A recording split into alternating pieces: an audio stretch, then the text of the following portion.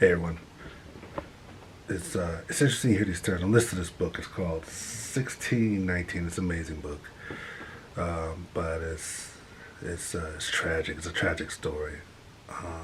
In one hand, it's a tragic story for America, people of color, people non-color. This relationship and this resistance. The resistance is just so strong in every aspect from the resistance in health, like when people are trying to get proper health um, care from their doctors or education. People are learning, and this goes all the way back to the slavery period, and then moving forward through the Jim Crow laws and so forth. But just the resistance of people trying to learn to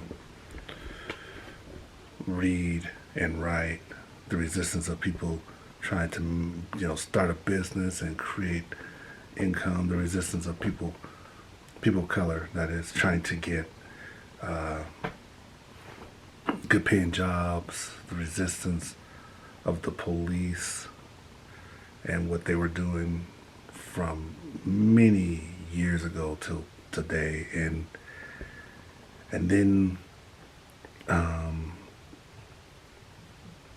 and even now the resistance of like the unemployment rate among people of color is um, double double. But my point I'm making is that I remember one time somebody came to me, this was a few years ago, and they said to their boss that I can't learn. But even then there was resistance with me because this person didn't want to teach me. It was on a new job, and so when you're on a new job, you're vulnerable and you're trying to learn what this person has. This person didn't want to teach me. They didn't want to show me anything. And then they go to their boss and says he can't learn. That's resistance.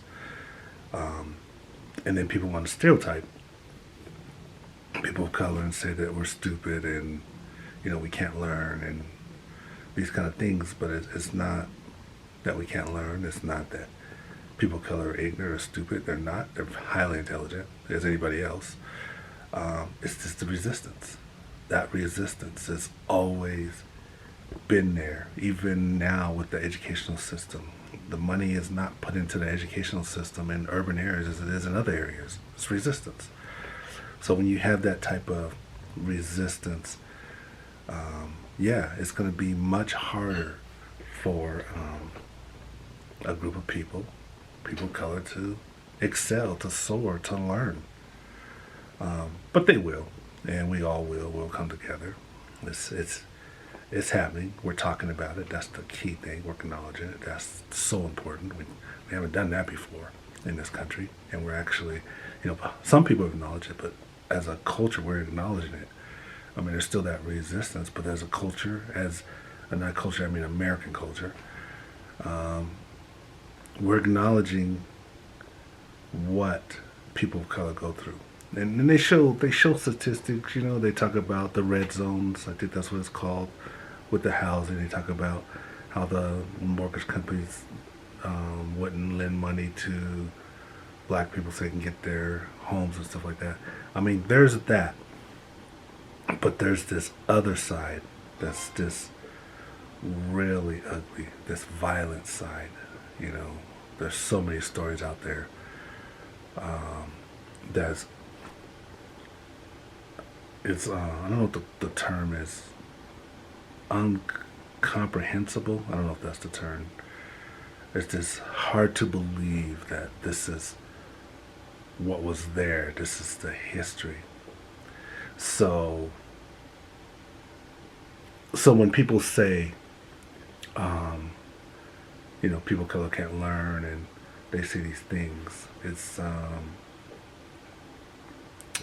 big insult. It's a big insult. It's almost like somebody who says that, they're telling you who they are. They're part of the resistance. But things are changing. Things are getting so much better. Things are moving forward. But there's so many stories out there. It's actually fascinating. That's all I got.